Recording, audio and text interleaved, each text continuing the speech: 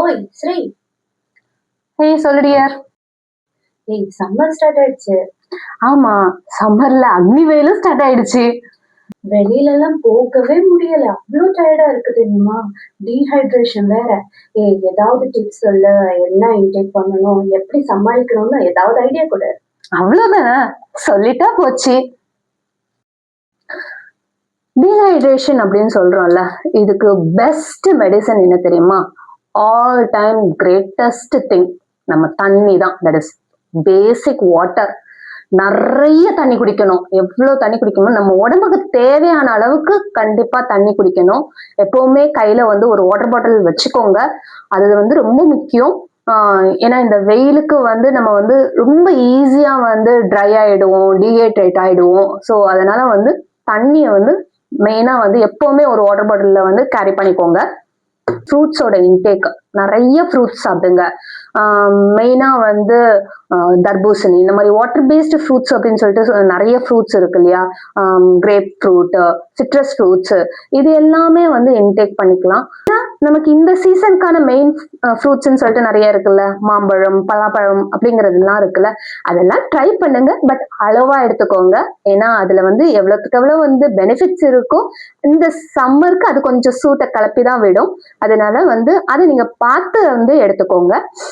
இதெல்லாம் தவிர வந்து மோர், தயிரா எடுத்துக்கிறத விட வந்து மோர் வந்து பட்டர் மில்க் நீங்க நிறைய வந்து குடிங்க.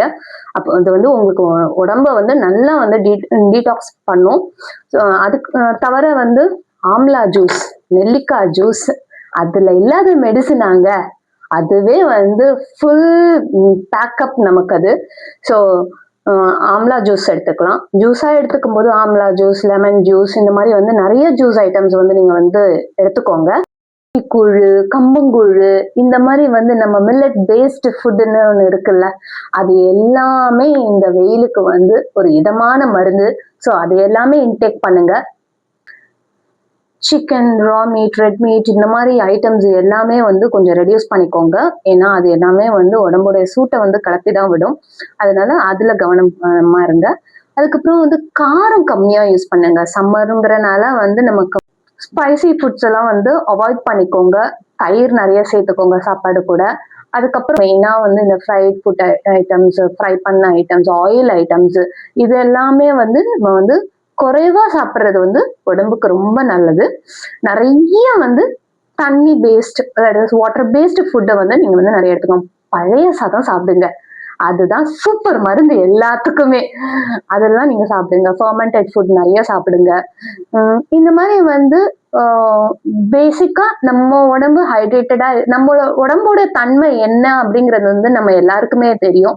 ஸோ அதுக்கு ஏத்த மாதிரி நம்ம ஃபுட் ஸ்டைலை மாத்தி இந்த சம்மரை வந்து ஜாலியா என்ஜாய் பண்ணுவோம். தேங்க்ஸ் ஃபார் வாட்சிங். மீண்டும் சப்ஸ்கிரைப் பண்ணுங்க.